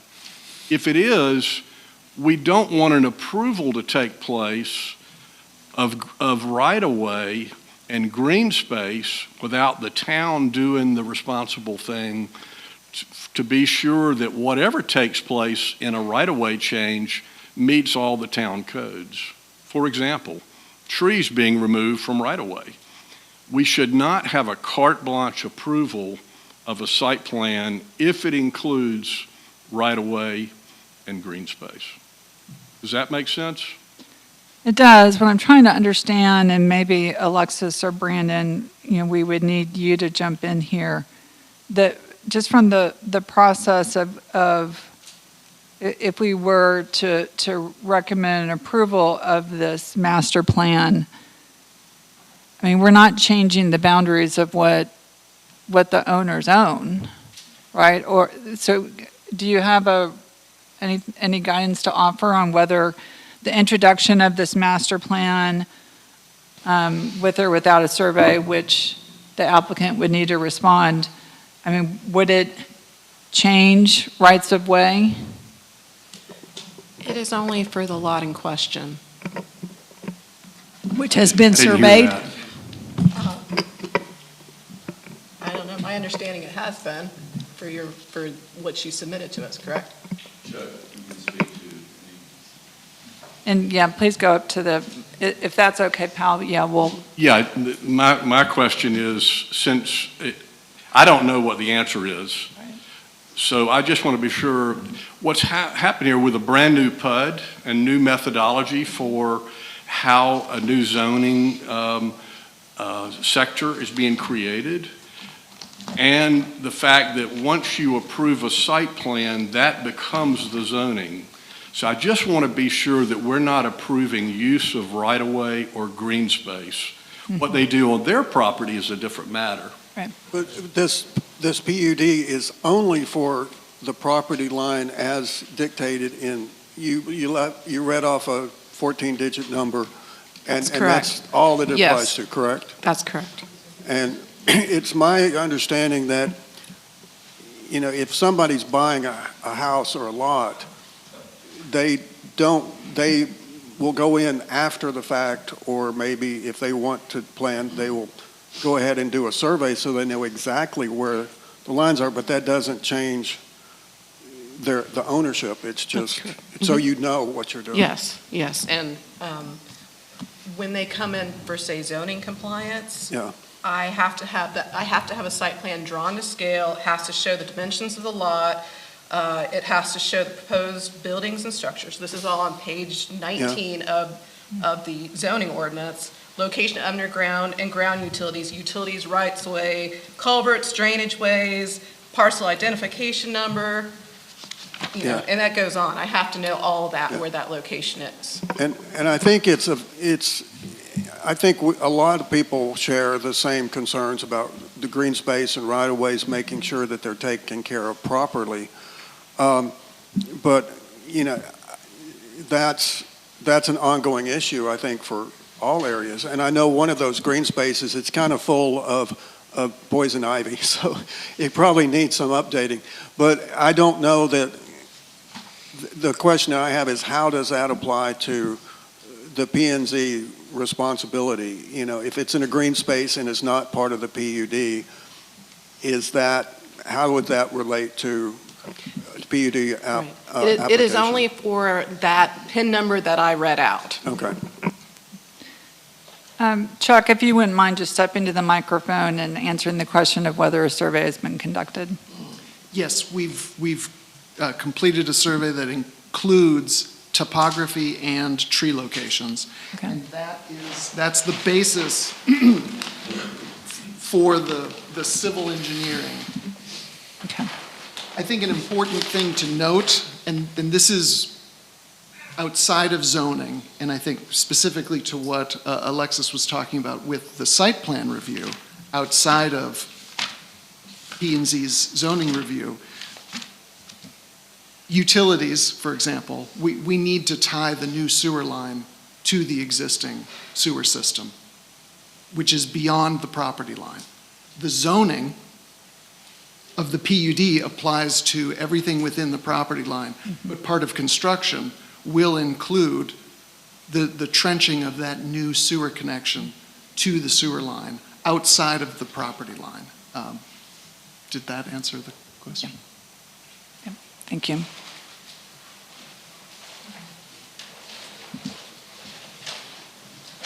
I need to ask. Good afternoon. I'm Nancy Fox at 314 North Carolina Terrace, and I love Montreat, and I love its trees, and I over the years, through my affiliation with several garden clubs, including Garden Club of America, I've learned how important it is to protect trees. I've also seen the beauty of trees through my 2-year-old grandson recently as we lay underneath a tree and he looked up and he exclaimed, "Beautiful." So today I'd like to briefly address the subject of trees. We are most appreciative of the details the MRA has provided in its tree protection plan, which they first presented to us in draft form in our weekly Zoom meeting 1 week ago. We are grateful they have marked a number of trees for preservation and protection that are relatively close to the construction area, which will require careful attention in order to protect well. However, we have 3 outstanding questions. First, we would like to know the exact measures that will be taken to protect the indicated trees. What is the protocol that will be followed, and how will this be implemented? Second, all good plans need oversight to ensure implementation. How will the tree protection plan be monitored? Arborists that we have consulted have told us that this is where many good plans go awry. Third, we would like to ask for clarity that the protection plan will apply to all potentially affected trees, those on the MRA property, those on the green space island on Georgia Terrace, which is town property, and also the several large trees just over the property line to the east at 319 Assembly Drive. We hope that the P&Z Commission will require this information of the MRA, including a rock-solid tree protection plan so as to prevent any unexpected surprises. We appreciate your time and energy that you're spending. Thank you so much for hearing me.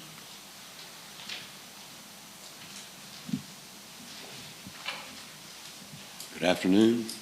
I'm Harry T. Jones. Holly and I have a home at 300 North Carolina Terrace. and we're delighted to be here in a room full of neighbors. Thank you all for serving, and all of you are our neighbors. We're especially grateful to Richard and Tanner and Chuck and the way we've been able to work with them already come a long way. I'll give you a one-page recap of this. We've distilled into one page. We've got three things. One is stormwater protection. MRA has indicated to us that it is seeking to stretch beyond the minimum requirements for their stormwater protection plan. This is much appreciated. Our request to the MRA has been to increase, as Richard referenced, has been to increase the protection by meeting the requirements for a 2-year, 24-hour storm event. This is more than the required existing 1-year, 24-hour requirement, but it is more appropriate for our post-Helene realities. Our understanding is that MRA's plans still fall short of this 2-year protection level. We know that Planning and Zoning has discussed stormwater in many of its meetings over the last 2 years, and there's an appreciation for the importance of this issue. We urge the MRA to expand its capacities to meet the 2-year level. The second issue I'd like to address is the proposed language by the MRA that would allow the buildings to be moved by 10 feet or grow in size by 10%. Without additional approval beyond zoning administrator. Some of you have already asked this question about this particular issue. This is set out in the last paragraph of page 25 of the meeting packet. We oppose the inclusion of this paragraph in the PUD parameters. The MRA has been very specific with us on the placement of the planned buildings and the intended size. Adjustment by 10 feet or 10% in size would be a major change. We ask that the Planning and Zoning Commission strike this paragraph from the application. If such major adjustments are needed to the plan, the MRA should come back for further approval through the normal channels, so it is done in the light of day and the public would be fully aware. Finally, we appreciate the concerns from Planning and Zoning as discussed in the last meeting about the risks from vibrations to residences nearby. We should like to stress that this concern goes beyond the possibility of blasting. Other excavation techniques as well as construction machinery also cause significant vibration that present a risk to nearby walls and foundations. We're working with the MRA on a procedure that will ensure that no neighboring properties are damaged, and any damage that might result would be immediately addressed and repaired. We ask that the Planning and Zoning Commission continue to insist on rigorous protections in this area. One reference back to what Powell mentioned about the survey. If there's already a survey, that's great. I think just getting those lines marked would be really, really helpful so we'd all know exactly where the lines are. Thank you. Do you have any questions? I'll give each of you one page. Thank you, sir.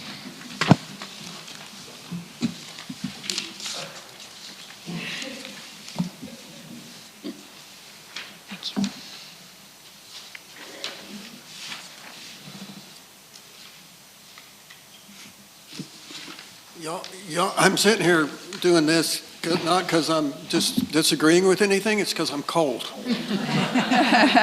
So don't take my body language as a sign of anything.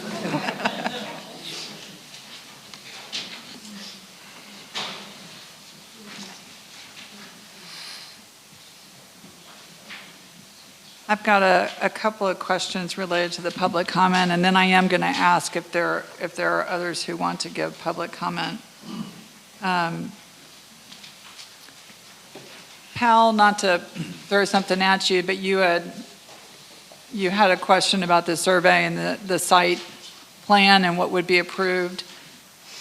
Does the explanation provided address your question, or do you have any follow-up? I think if the MRA can make it plain, number one, they've done a survey, if the lines can be marked, all citizens can know, hey, this is MRA's. I think what would be helpful to everybody, they've already done a survey, that's fantastic, to have the surveyor mark those lines clearly where everybody can see them. The other question is related to the site plan. and I think if they'll just answer the question, is the site plan only of their property, or does it include town property, meaning right-of-way or green space? Right. Is that a question you all can answer? Because, I mean, as you think about, I mean, I appreciate the question from the perspective of what we are being asked to approve, and there's so much that is illustrated on the site plan that is, becomes part of the approval as well as the development standards. So does the outer boundary of this site plan that's packet page 21 include rights-of-way and green space? Do you know the answer to that?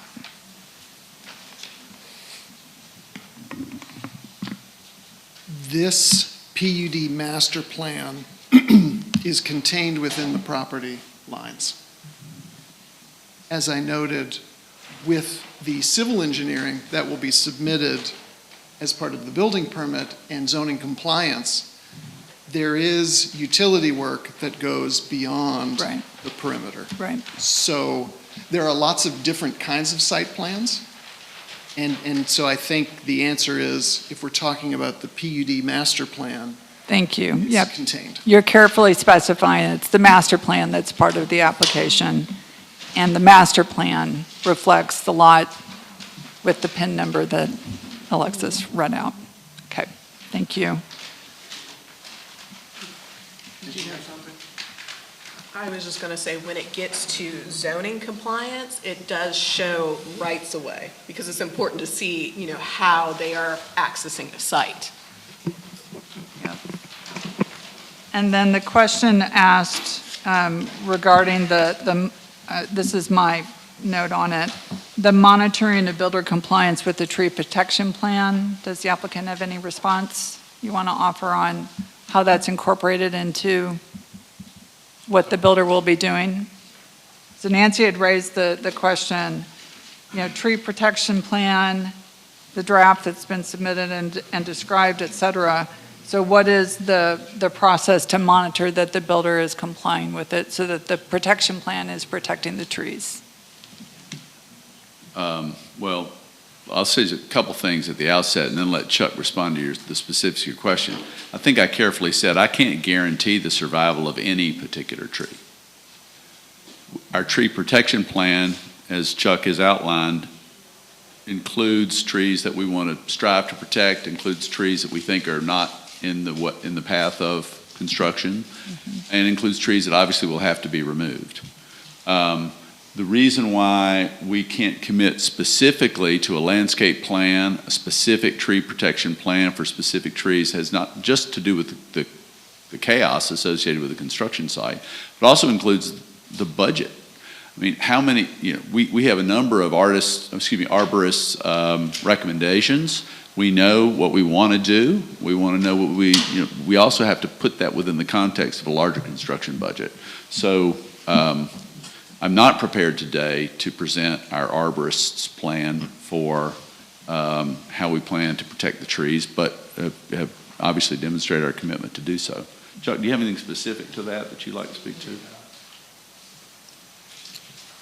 Please speak clearly into the mic.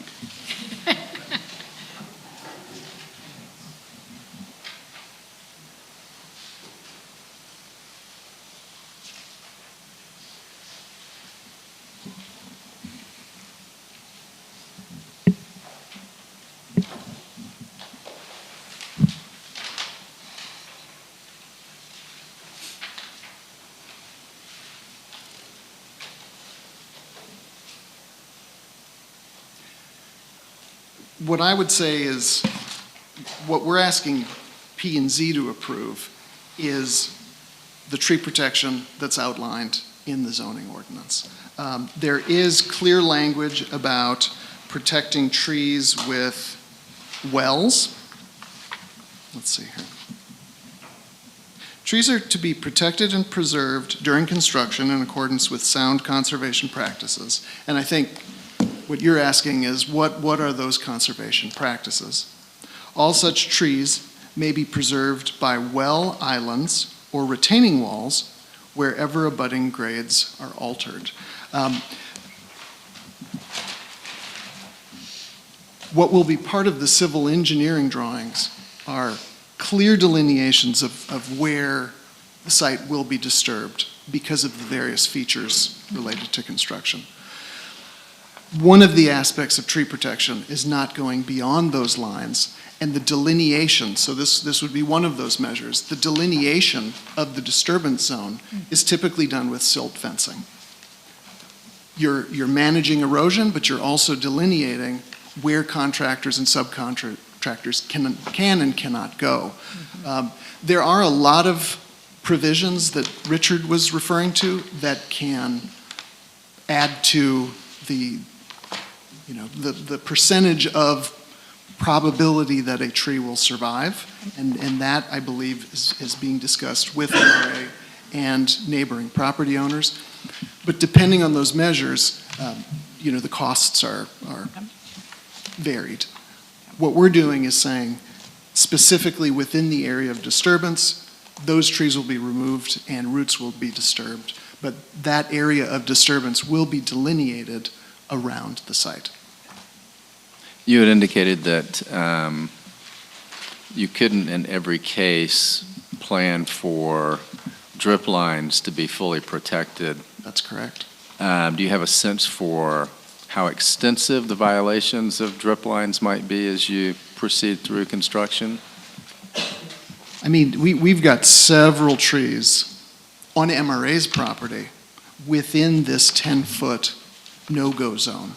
I mean, it could be up to 50% of the roots of those trees that are affected by the disturbance.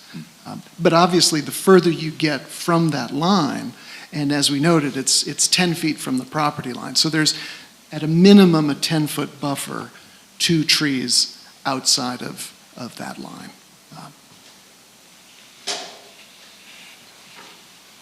On the island area, if we're looking at this, I see 1, 2, 3 trees to be protected and it says 1 tree to remain. Are those indicating all the trees that are on that island? There are more trees on the island. Okay. These are the trees that were qualified as trees by the surveyor. There's a particular diameter, a caliper of the tree for which they do their tree survey. Okay. And so it's our understanding that there are more trees on the island. Okay. And the idea is that the area of disturbance is limited to the bottom edge of that island. Right, so you're not going to be able to go into that island and clear cut That's the correct. shrubs or any other trees that are There's not indicated No here. planting is being added, no holes are being dug. There's also no utility work. All of the utility work It's to the west is to the south. or south, or Yes. that, there looks like a drainage right there where 2 of those trees are in danger. That's Okay, correct. but basically, even though it says tree to remain, that doesn't mean that the rest of the unindicated trees are going to be cut down because it is Montreat property. That's correct. Okay. Well, it isn't the island Well, is the- not Montreat property. It is not. Town of I'm sorry. Montreat. Yep. Town of Montreat. I heard Excuse me. MRA. Sorry, Yes, sorry, it Town is of Montreat. Montreat's property. Right. Yes, that is Okay. correct. Yes, north of the property line. I should ask Eleanor, did you have any other questions? I was going to. Not about this, but I have I was going to hang on to Chuck, but I was going to ask a different question. The request for flexibility around the 10% of the size and 10 feet. So I'm looking at one of the handouts, Cottage 1, 2,520 square feet. Cottage 2, 2,520 square feet. Lodge, 12,220 square feet. So the way I would interpret that 10% is that the lodge could increase by 1,222 square feet. That's correct. That's a sizable That is a sizable amount. increase. But I'm also, let me make sure I'm right. You would be doing that with our zoning person, and, that they would be able. Request. They would With their, have to. discretion. Okay, that. I think, put it in perspective, how wide is the building, the lodge? How many feet? north-south. Or the widest point? At the widest point, the lodge previously was 169, and it's now 159. So 159 feet. So potentially you could extend it 15 feet in that 10%. But it could only extend to the west because we have that Right. very clear dimension. Yeah. And we need all of that turnaround circle. Yeah, so I was for just code trying to put it in compliance. perspective, when you say it's a 15,000 or over 12,000. 1,000 square feet, to me, it's hard to envision it. I do better when I see, okay, Yeah. feet in width and things, so. And in addition to the percentage, there's also that limitation of the 10 feet, which at least seems to be standard among municipalities around Montreat. I appreciate the request for flexibility to not have to come back to P&Z for minor changes. I think that makes a lot of sense. What I'm trying to understand is why 10%, because it can be very meaningful in a large building. The 10 feet, I understand. The 10%, like if I'm looking at a cottage and thinking about an elevator, so to your point, 252 extra square feet would be 10 by 20, essentially. You probably, I guess I'm wondering why not 10 by 10? Why not 5%? But we'll get into that with deliberations. Yep, okay. Okay, any other public comment? Please go ahead.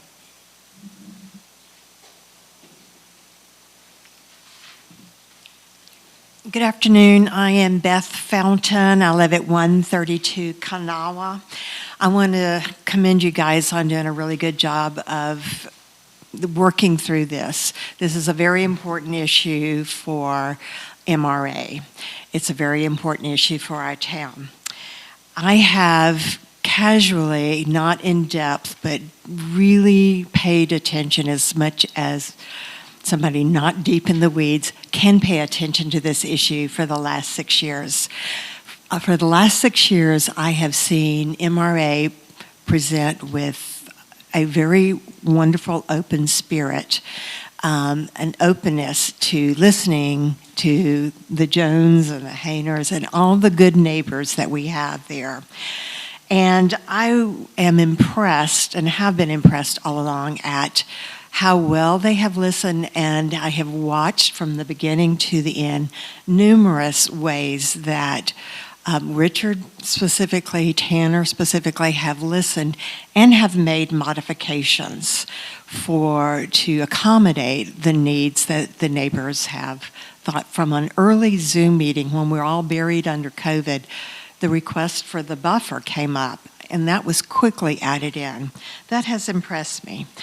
I also want to point out that MRA is the backbone of this community. Yes, there are several power entities in this community, but I think we need to look at MRA as such a very strong backbone of this community.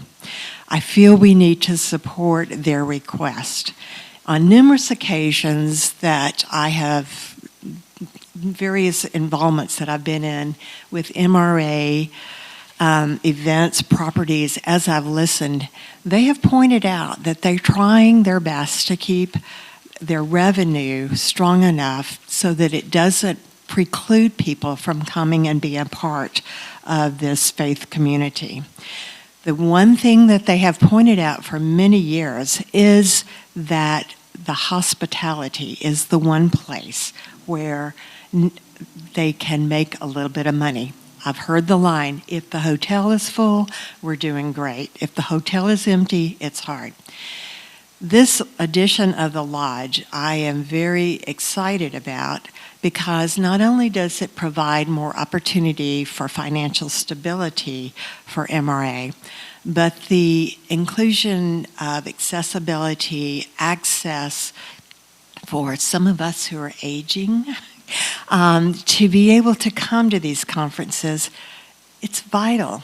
I have had a whole profession of dealing with hearing accessibility. I'm an audiologist, and I'm really sensitive to the point that we really need to make this gift of the conference center and the faith experiences that so many people have, including me, have enjoyed and appreciated. I think we need to make it accessible.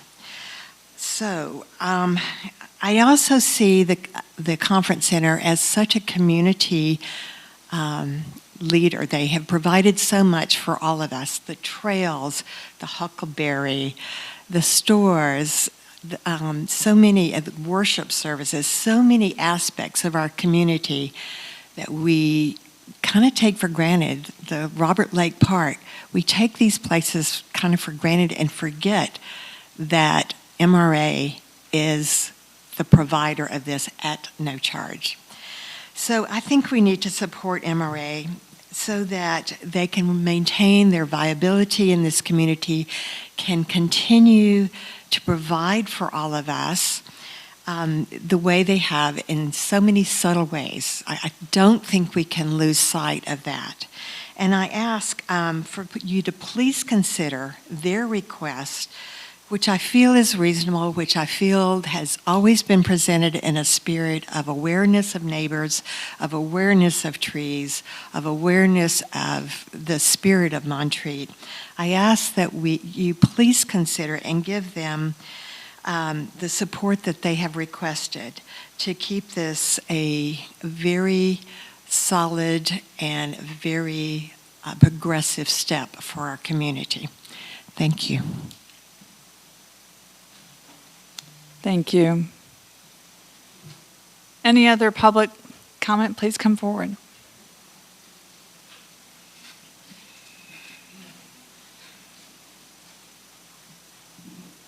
Hi there. Can you hear me? I am Khaki Dowd. I live at 325 North Carolina Terrace.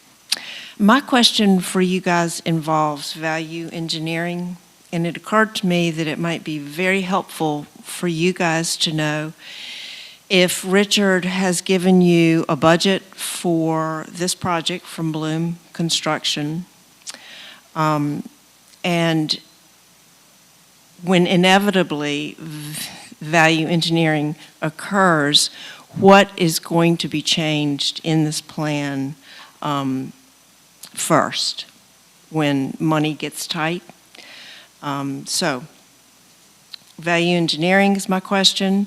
If a budget has been provided, if they have the funds available, and what happens when funds inevitably get tight? Thank you. Thank you. I don't believe we've received a budget, and I don't think that would have been part of a typical application submission. It's not